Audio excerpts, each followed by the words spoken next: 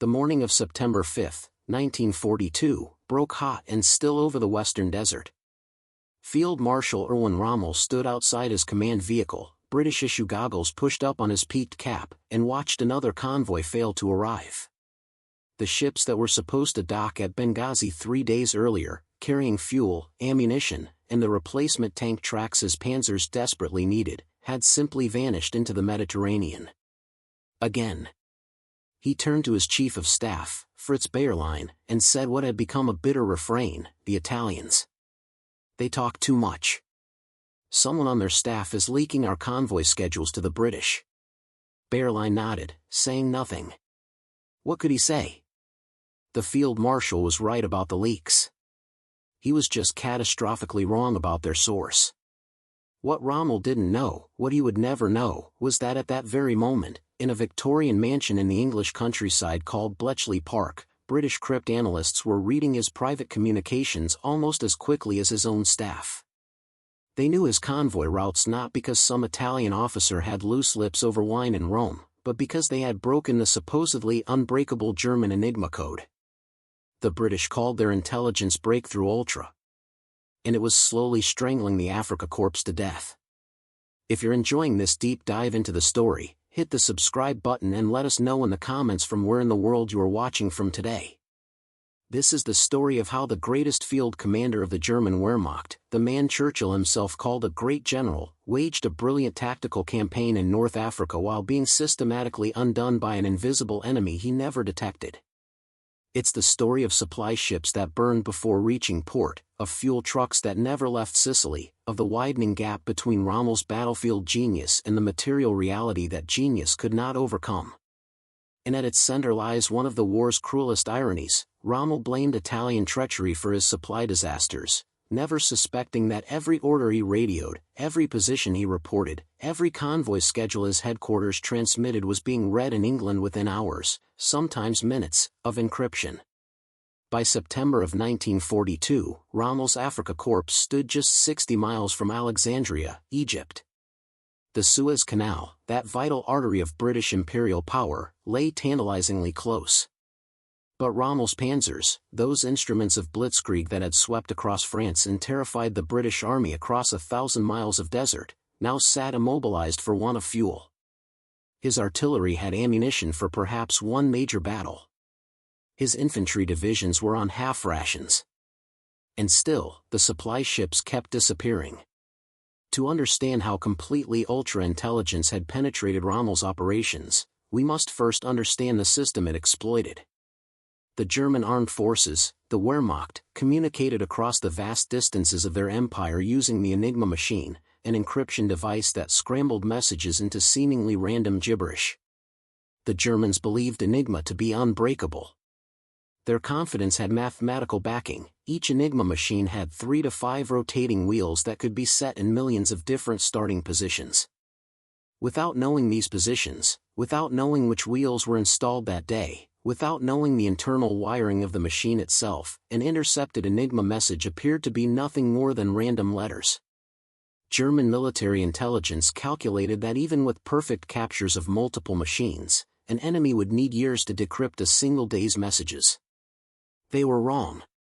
In 1940, Polish mathematicians who had fled to France after their country's invasion passed their pre-war Enigma research to the British. At Bletchley Park, a commandeered estate 50 miles north of London, Britain's government code and cipher school assembled mathematicians, linguists, chess champions, and crossword puzzlers.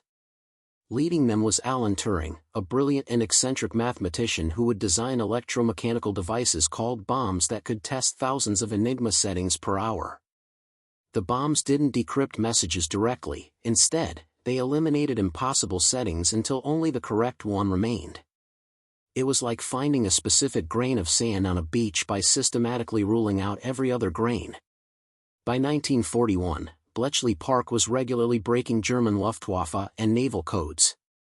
The Luftwaffe, the German Air Force, was particularly valuable because its operators were often careless, using predictable phrases that gave the codebreakers cribs, or known plaintext that could be matched against encrypted text to narrow down settings. One Luftwaffe operator in North Africa began every morning weather report with the same German phrase, giving British crypt analysts an invaluable daily gift. By 1942, when Rommel took command in North Africa, Bletchley Park had created an industrial-scale decryption operation.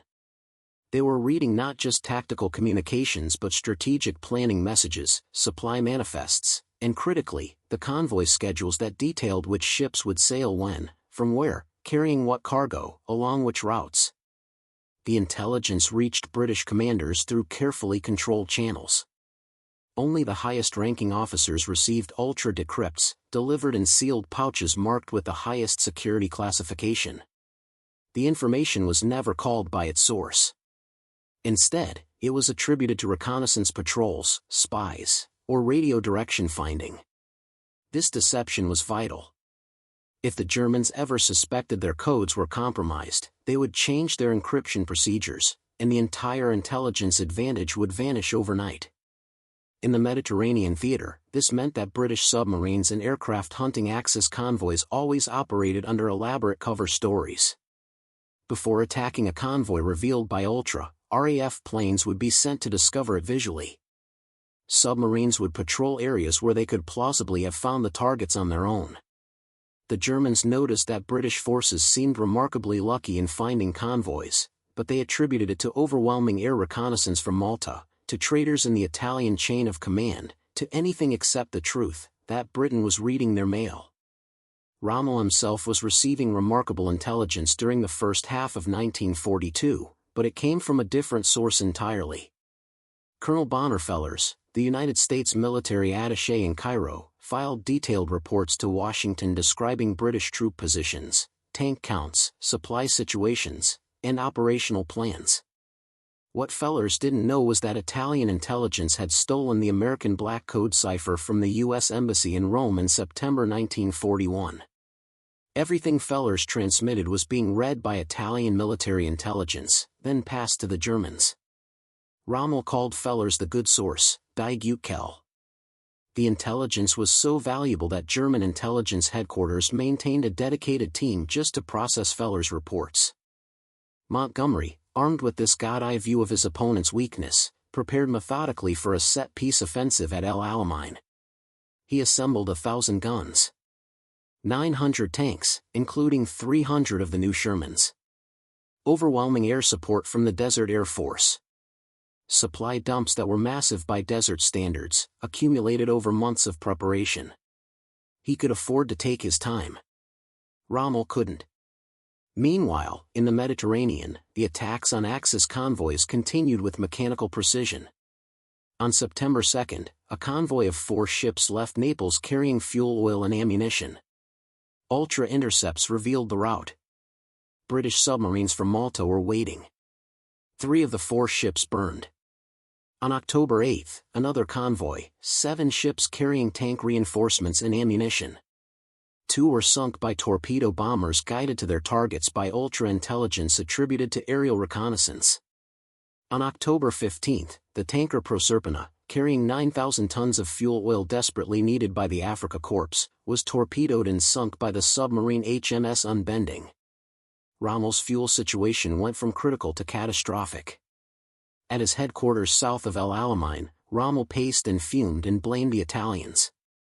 He was certain now, absolutely certain, that Italian staff officers in Rome were leaking convoy schedules. It was the only explanation that made sense. How else could British submarines and bombers appear with such unerring accuracy? He complained bitterly to Berlin about Italian security. He demanded German-only convoy escort vessels. He insisted that convoy departure times be shared with Italian authorities at the last possible moment. None of it made any difference. The British weren't getting their intelligence from indiscreet Italian officers. They were getting it from Rommel's own headquarters, every time he radioed a supply request, every time his logistics officers transmitted a convoy schedule, every time his intelligence staff encrypted their situation reports. The psychological toll was immense.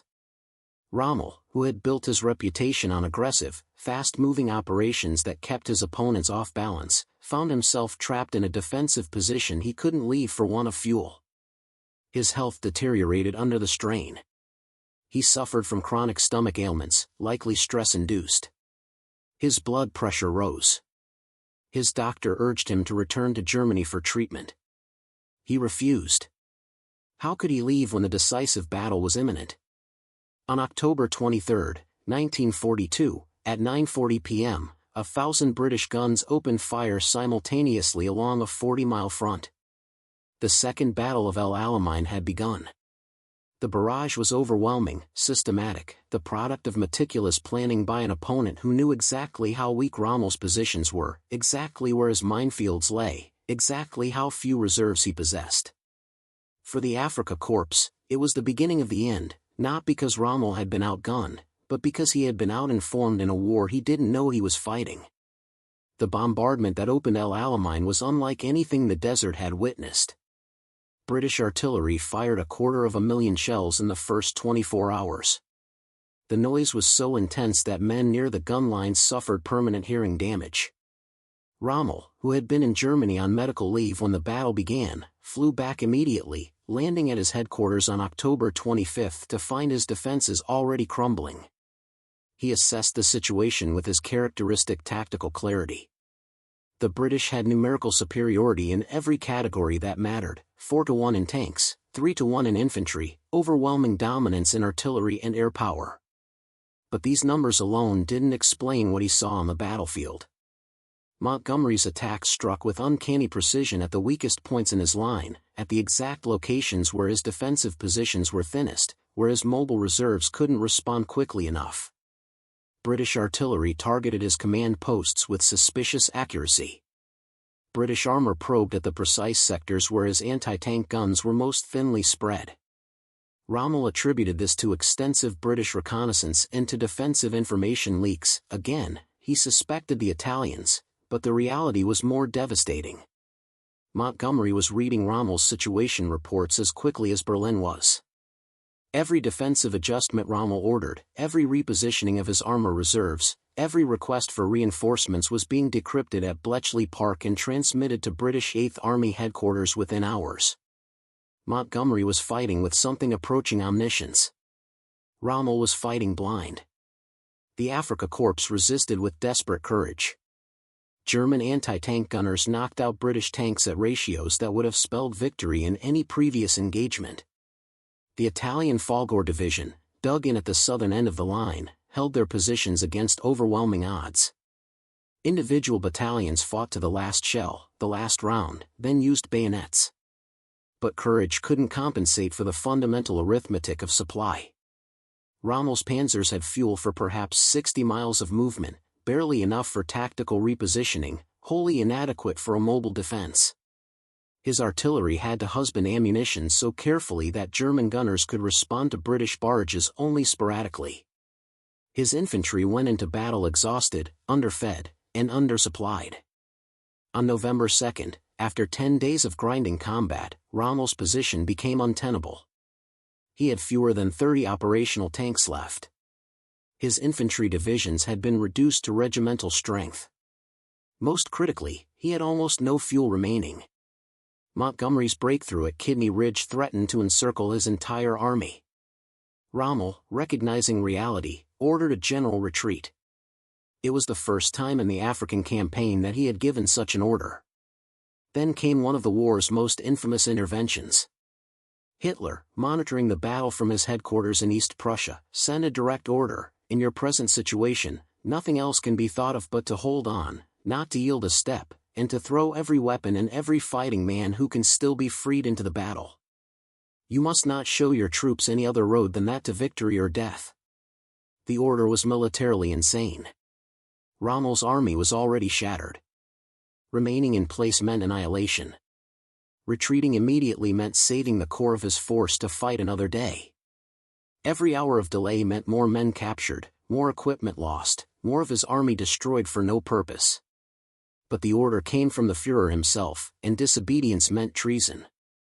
For 24 hours, Rommel obeyed. 24 hours during which the British encirclement tightened, during which his rearguard was overrun, during which thousands of German and Italian soldiers were captured who might have escaped. Finally, on November 4, with his position collapsing completely, Rommel disobeyed Hitler and ordered the retreat to resume. It saved his army from total destruction, but it cost him dearly. 30,000 Axis troops were captured at El Alamein. 500 tanks were lost. Rommel withdrew with only 12 operational panzers. 1,000 artillery pieces were abandoned. The logistical cost was catastrophic: trucks, ammunition, fuel, medical supplies, all left behind in the desperate scramble west. The irony was perfect and invisible. From January through June of 1942, Rommel enjoyed detailed knowledge of British capabilities while remaining ignorant that his own communications were being read just as completely. He knew when British armor was being withdrawn to defend the Far East. He knew where British minefields were being laid. He knew that British commanders underestimated his tank strength before his Gazala offensive in late May. Armed with this intelligence, Rommel launched a devastating attack that drove the British Eighth Army back to the Egyptian border and captured the fortress port of Tobruk, Britain's longest-held position in North Africa. 32,000 Commonwealth troops surrendered, the largest British capitulation since Singapore had fallen 4 months earlier. On June 22, 1942, Adolf Hitler sent Rommel a message promoting him to Generalfeldmarschall, Field Marshal, making him, at age 50, the youngest officer to hold that rank. Rommel celebrated with canned pineapple and a small glass of whiskey, but that night he wrote to his wife Lucy, "Hitler has made me a field marshal. I would much rather he had given me one more division." It was a revealing statement. Rommel understood that prestige meant nothing without the means to achieve his objectives. And he understood, in June of 1942, that his logistics were becoming catastrophically inadequate. But he didn't yet understand why. The answer lay in 2 developments that June, neither of which Rommel could detect. First, on June 29, Colonel Fellers switched to a new cipher system. The good source went silent. Overnight, Rommel lost his detailed knowledge of British capabilities.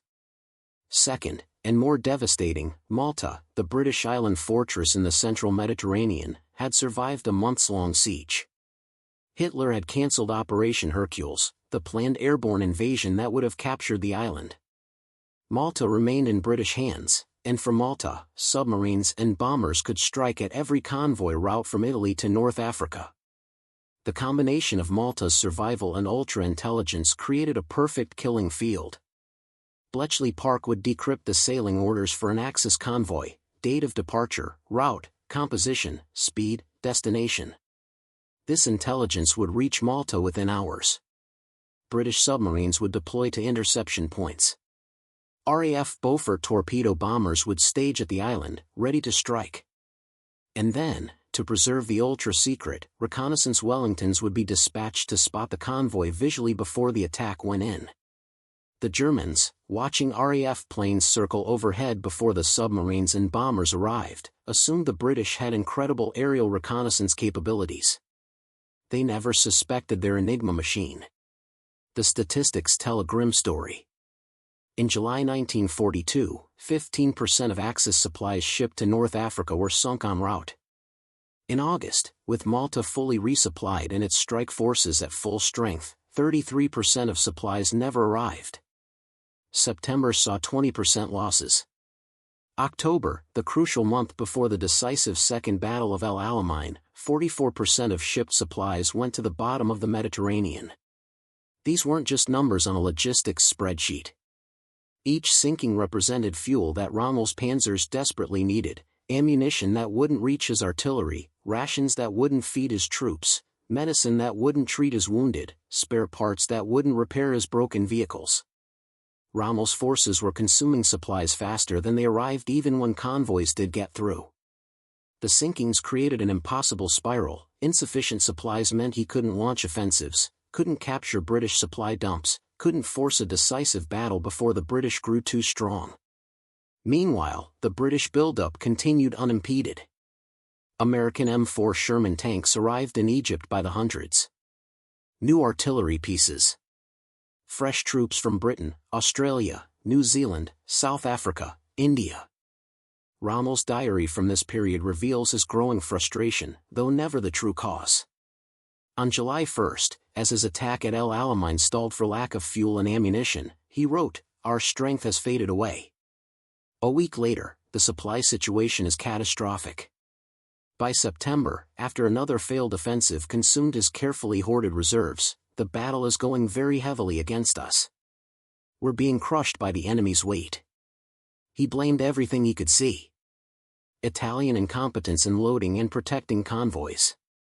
Hitler's refusal to prioritize the African theater. The distance from Italian ports to North African harbors. Kesselring's Luftwaffe failed to provide adequate air cover over convoy routes. British air and naval superiority in the Mediterranean. Mussolini's insistence that Italian divisions receive supplies first. The primitive port facilities in Libya that slowed unloading even when ships did arrive. The vast distances supplies had to travel over terrible roads and tracks from ports to the front line. The chronic shortage of transport trucks. By 1942, 85% of Rommel's transport fleet consisted of captured British vehicles, perpetually breaking down and requiring British spare parts that didn't arrive. All of these factors were real. They all contributed to his supply crisis. But none of them explain the precise and devastating targeting of his convoys. Rommel looked for traitors, for spies, for lax Italian security. He never looked at his own Enigma machine. In late August, desperate to prevent the massive British buildup he knew was coming, Rommel gambled everything on one more offensive. Ultra-intelligence had already told Montgomery, the new British 8th Army commander, exactly when and where Rommel would attack. The Battle of Alam Halfa, which began on August 30, was over in 3 days. Rommel's panzers, starved for fuel, attacked into prepared British positions that had been sighted based on precise knowledge of his plans. He lost 50 tanks, replacements that would never arrive. Worse, he lost 400 trucks, the lifeblood of desert logistics. And he consumed the last of his carefully hoarded fuel reserves. After Alam Halfa, Rommel wrote to Lucy, "We face very difficult days, perhaps the most difficult that a man can undergo." He didn't know how right he was. At Bletchley Park, the decrypt teams were reading his after-action reports almost in real time, watching his supplies dwindle, tracking his desperate requests to Berlin for reinforcements that never came. The British knew his exact tank strength, around 200 panzers, many of them obsolete Italian models. They knew his fuel situation, enough for perhaps one major battle. They knew his ammunition stocks, sufficient for a sustained defense but not for offensive operations. They knew everything. Ultra-intelligence tracked every mile of his retreat.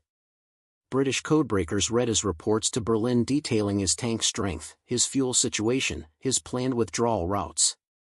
They read his bitter complaints about supply failures, his requests for emergency fuel deliveries, his increasingly desperate assessments of his army's condition. Montgomery, following cautiously, knew exactly where Rommel intended to make his next stand, exactly how weak those positions would be, exactly when fuel shortages would force Rommel to pause. The retreat became a nightmare. Rommel established temporary defensive lines at Fuka, at Mersa Matruh, at Sollum, the same battlegrounds where he had triumphed just months earlier, now traversed in desperate withdrawal. Each time, ultra-intelligence revealed his positions and Montgomery's forces outflanked them. The Desert Air Force harried the retreating columns relentlessly. British fighters strafed trucks packed with wounded men. Bombers targeted the few remaining fuel dumps. The retreat that should have been a controlled fighting withdrawal became increasingly chaotic. At Benghazi, where Rommel had hoped to regroup, ultra-intercepts revealed his plans days in advance. British armor arrived first. Rommel abandoned the city without a fight, continuing west. At Tripoli, the capital of Italian Libya and the main Axis supply port in North Africa, Rommel barely paused. He knew the British were too close behind. On January 23, 1943, British forces entered Tripoli, exactly where Rommel's African campaign had begun nearly 2 years earlier. He was now in full retreat toward Tunisia, the last Axis toehold in North Africa. Through all of this, Rommel continued to believe that Italian security failures explained his catastrophic supply situation. In his reports to Berlin, in his letters to Lucy, in his conversations with his staff, he blamed Italian leaks, Italian incompetence, Italian inability to protect convoys. He never suspected the truth. The evidence that should have pointed toward Enigma compromise was interpreted differently. When British forces seemed to anticipate his movements, he attributed it to captured documents or interrogated prisoners. When convoys were intercepted with suspicious accuracy, he blamed Italian radio chatter or Luftwaffe weather reports transmitted in lower-grade codes that might be compromised. When Montgomery deployed forces exactly where Rommel planned to attack, he assumed extensive British aerial reconnaissance or excellent battlefield intelligence work. In hindsight, the signs were everywhere. British submarines positioned themselves along convoy routes before those routes were announced to Italian naval escorts, yet Rommel assumed the Italians had leaked the information. British bombers struck at Axis airfields just as aircraft were being concentrated there for offensive operations, yet Rommel attributed this to routine reconnaissance or lucky timing. Montgomery refused to take obvious tactical baits that Rommel set, as if he knew they were traps, yet Rommel assumed simply that Montgomery was an overcautious commander. The institutional blindness went deeper than Rommel. German signals intelligence, the cryptographic experts in Berlin responsible for code security, regularly assured the Wehrmacht that Enigma was unbreakable. They conducted their own analysis, even with a captured Enigma machine, even with knowledge of the daily settings, an enemy would need to test millions of possible configurations for each message. The mathematics were solid. What they failed to consider was that an enemy might build electromechanical devices specifically designed to test those millions of configurations at high speed. The very idea seemed like science fiction in 1942. It was easier to believe in Italian treachery than in British technological breakthroughs. There was, in fact, one moment when German intelligence came dangerously close to suspecting Enigma compromise. In November 1942, during the desperate fighting at El Alamein, a convoy of 5 ships sailed from Naples carrying critical supplies at a moment when Rommel's situation was most desperate. There was no time for the usual reconnaissance cover story, every hour mattered. Churchill himself authorized the attack based solely on ultra-intelligence. All 5 ships were sunk out of the blue, with no prior reconnaissance sightings. German naval intelligence raised questions. How had the British known? To protect the ultra-secret, British intelligence staged an elaborate deception. They transmitted a radio message in a code they knew the Germans had broken, congratulating a fictitious spy in Naples for providing the convoy information. German intelligence intercepted the message, analyzed it, and concluded that yes, there must be a spy in Naples. The investigation focused on Italian port security. Dozens of people were interrogated. Several were arrested.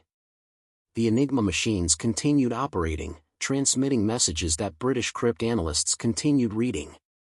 By March 1943, Rommel's health had collapsed under the accumulated strain. His stomach problems had become severe.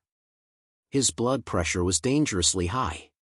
He suffered from exhaustion, stress, and the beginning of what would later be diagnosed as a serious infection. More fundamentally, he recognized that the North African campaign was lost. The arithmetic was inescapable. American and British forces, having landed in Morocco and Algeria during Operation Torch in November 1942, were advancing from the west. Montgomery's 8th Army pushed from the east. The Axis forces in Tunisia, now designated Army Group Africa, were trapped between 2 converging Allied armies, both with overwhelming superiority in numbers, equipment, and supplies. On March 9, 1943, Rommel flew to Germany, ostensibly for medical treatment but effectively ending his participation in the African campaign. He never returned. Command passed to General Hans-Jürgen von Arnim, who inherited an impossible situation. The supply crisis that had plagued Rommel intensified to the point of absurdity. In March, over 40% of supplies shipped from Italy were sunk before reaching Tunisia. In April, as the Allies tightened their grip, German and Italian forces resorted increasingly to air transport, flying supplies across the Mediterranean in the huge Junkers Ju-52 transport planes and the even larger Messerschmitt Me-323 gliders. Ultra-intelligence, reading the Luftwaffe traffic, revealed the routes, schedules, and cargo manifests of these transport flights with perfect clarity. The Allies launched Operation Flax, a coordinated air campaign specifically targeting the transport fleet. On April 5, 1943, American P-38 Lightning fighters intercepted a massive formation of over 50 Ju-52s escorted by fighters and dive bombers. In the resulting air battle, the Germans lost 11 transports. On April 10, another 20 transports were shot down. On April 18, Palm Sunday, Allied fighters caught a formation of transport planes at low altitude over the Mediterranean. The slaughter was comprehensive, over 70 Junkers and Messerschmitt transports destroyed in a single afternoon. If you find this story engaging, please take a moment to subscribe and enable notifications. It helps us continue producing in-depth content like this. The German air transport fleet never recovered from Operation Flax. The Luftwaffe's carefully accumulated reserve of transport aircraft, planes that would be desperately needed later in the war for supplying isolated garrisons on the Eastern Front, was burned away in a failed attempt to supply an army that ultra-intelligence had already doomed. By late April 1943, Axis forces in Tunisia were receiving almost no supplies at all. Soldiers went on quarter rations. Artillery pieces sat silent for lack of ammunition. Vehicles were abandoned as they ran out of fuel, there being no more fuel to refuel them. On May 7, British and American forces entered Tunis, the capital. On May 13, the last Axis forces in North Africa surrendered. Over 275,000 German and Italian troops went into captivity, a loss of trained manpower comparable to the disaster at Stalingrad, which had concluded just 3 months earlier. The Axis had lost North Africa completely. The Mediterranean was now secure for Allied shipping. The southern coast of Europe lay exposed to invasion. The entire strategic situation in the Mediterranean theater had reversed. In Germany, Rommel recuperated, wrote reports, and tried to understand what had gone wrong. His analysis focused on familiar themes: insufficient supplies, lack of air support, Hitler's strategic inflexibility, Italian incompetence. He understood that fighting at the end of a tenuous supply line across the Mediterranean had been a fundamentally unsound strategy. He understood that Malta's survival had been decisive, the island fortress had indeed acted as an unsinkable aircraft carrier menacing every convoy route. He understood that German forces had been overextended, that the commitment to North Africa had diverted resources needed elsewhere, that the decision to fight for Tunisia after El Alamein had been wasteful. All of these analyses were correct as far as they went. But they missed the central fact, that every decision he made, every movement he planned, every convoy he scheduled had been read by his opponents almost in real time. Rommel had fought the North African campaign with tactical brilliance and operational skill, but he had fought it under conditions of near-total intelligence transparency that made ultimate victory impossible. The tragic irony is that Rommel's own qualities, his aggression, his willingness to take risks, his ability to exploit opportunities rapidly, had worked against him in the intelligence war. Because he moved fast and communicated frequently, he generated a steady stream of radio traffic that Bletchley Park could intercept and decrypt. A more cautious commander who communicated less, who planned less, who adapted less to changing circumstances might actually have suffered less from ultra-intelligence. Rommel's dynamism fed the very system that destroyed him. The statistics of the supply war tell the story with brutal clarity. From the beginning of 1942 through May 1943, approximately 2.67 million tons of supplies were shipped from Italy to North Africa. Of this, roughly 420,000 tons, nearly 16%, were sunk in transit. But the distribution was not even. In the critical months of August through December 1942, when Rommel desperately needed supplies for his defensive campaign, over 35% of shipped tonnage was lost. In the final months of the campaign, January through May 1943, losses approached 50%. These sinkings were not random.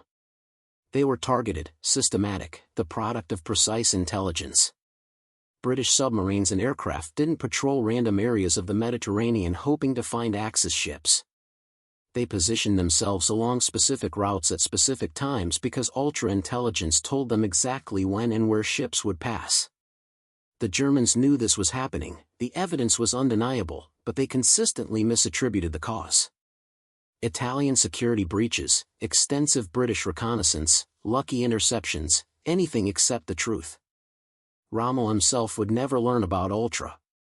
The secret was kept so carefully that it remained classified until 1974, nearly 30 years after the war's end, and 15 years after Rommel's death. When the truth finally emerged, it revolutionized understanding of the North African campaign. Historians who had portrayed Rommel's supply problems as primarily the result of Malta's air and naval forces, or of poor Italian logistics, or of insufficient German attention to the theater, suddenly had to rewrite their analyses. The supply problem was real, but it had been dramatically worsened by systematic intelligence compromise that the Axis never detected. The revelation also explained several puzzles about Rommel's campaign. Why did his offensive operations so often encounter prepared British positions exactly where he intended to strike? Why did his deception operations almost never work against Montgomery, when they had worked so effectively against earlier British commanders? Why did British submarines seem to intercept convoys with such remarkable consistency? Why did supply shortages strike at exactly the moments when Rommel most needed supplies for offensive operations? The answer to all these questions was Ultra. For Rommel personally, the North African defeat was devastating. He had been Germany's most celebrated field commander, the recipient of unprecedented publicity from Goebbels' propaganda ministry, the Desert Fox whose exploits had captured public imagination. After El Alamein, his star dimmed rapidly. He was assigned to inspect coastal defenses in France, important work, but far from the glory of independent command. His relationship with Hitler, never easy, deteriorated further. His health continued to decline. The victories that had made his reputation became, in retrospect, preludes to a defeat whose true cause he never understood. His final assessment of the African campaign, written in reports and letters during 1943, blamed strategic factors beyond his control: Germany's commitment to the Russian front, insufficient allocation of resources to the Mediterranean theater, the failure to capture Malta, Italian military weakness, Hitler's refusal to allow tactical withdrawals at key moments. All valid points. But nowhere in his analysis did he suspect that every Enigma transmission from his headquarters had been read in England, that his opponents had possessed a form of intelligence advantage unprecedented in military history, that the supply crisis he attributed to enemy action and Italian incompetence had been systematically engineered by cryptanalysis he never suspected. The broader implications of Ultra in North Africa extended far beyond Rommel's defeat.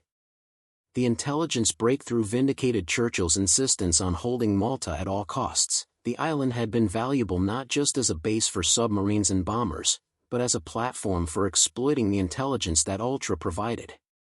It influenced American strategic thinking. The success in North Africa, achieved partly through intelligence superiority, encouraged further investment in signals intelligence that would pay dividends throughout the war. It provided a template for intelligence-driven warfare that would be applied in other theaters, most notably in the Battle of the Atlantic, where ultra-intelligence against German U-boats would prove equally decisive. For the Germans, the failure to detect Enigma compromise had catastrophic consequences that extended beyond North Africa. The same cryptographic blindness that doomed Rommel's supply lines would later compromise German operations in Italy, in France after D-Day, in the Atlantic.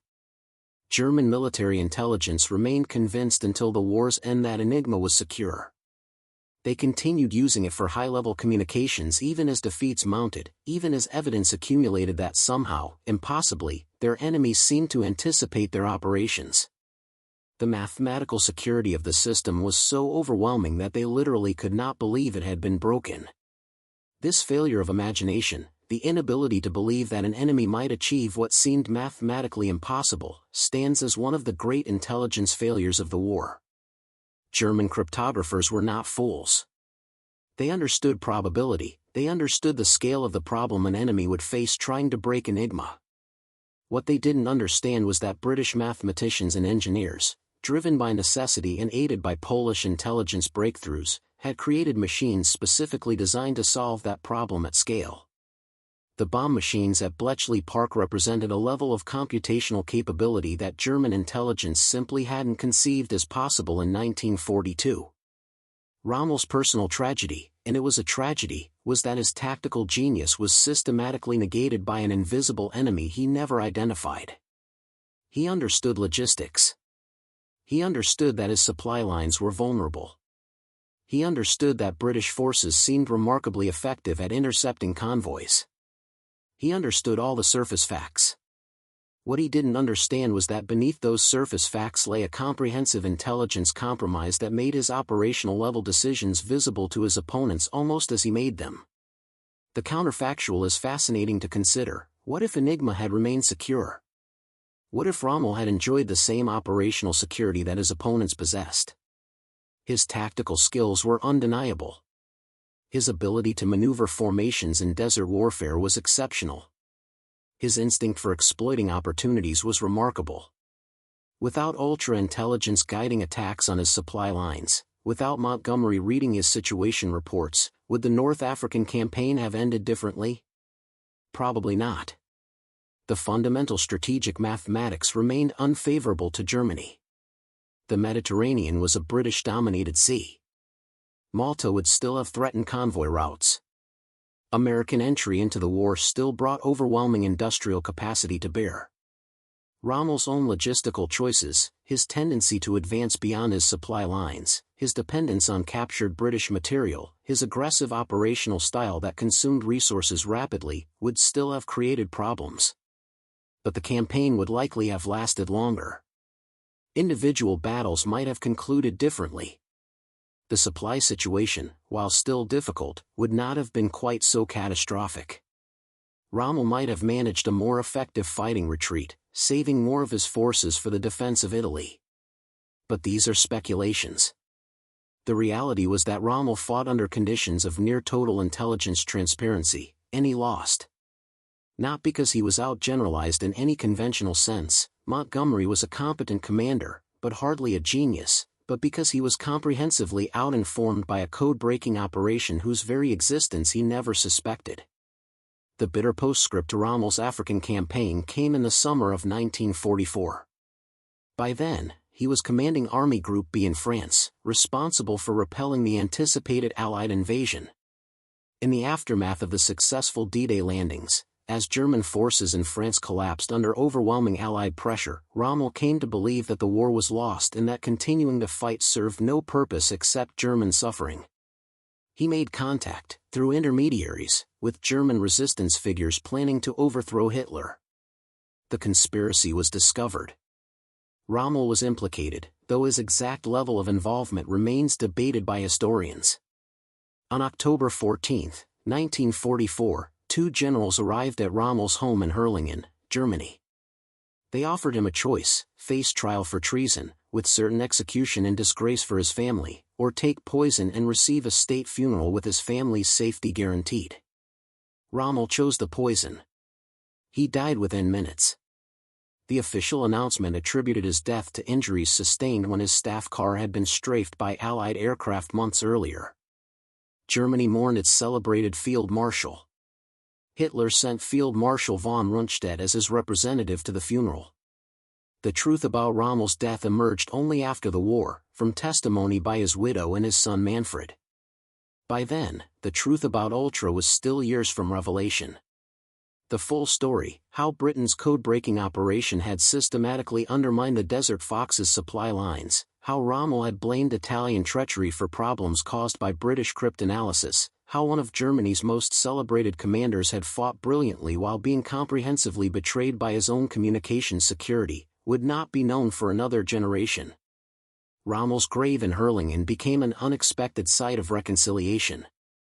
For decades after the war, veterans of the North African campaign, German, British, American, Commonwealth, would gather there on the anniversary of his death. Former opponents would pay respects to a commander who had earned their admiration through his tactical skill and his reputation for chivalrous conduct.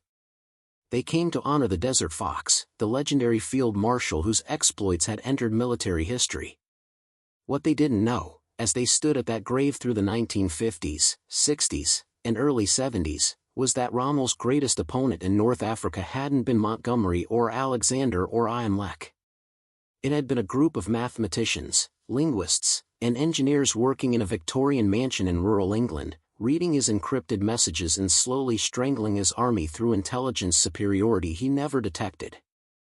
They didn't know that every time Rommel had complained about Italian security leaks, he had been precisely wrong about the source while being entirely correct about the effect. They didn't know that Rommel's tactical brilliance had been systematically negated by strategic-level intelligence compromise that made his operations transparent to his enemies.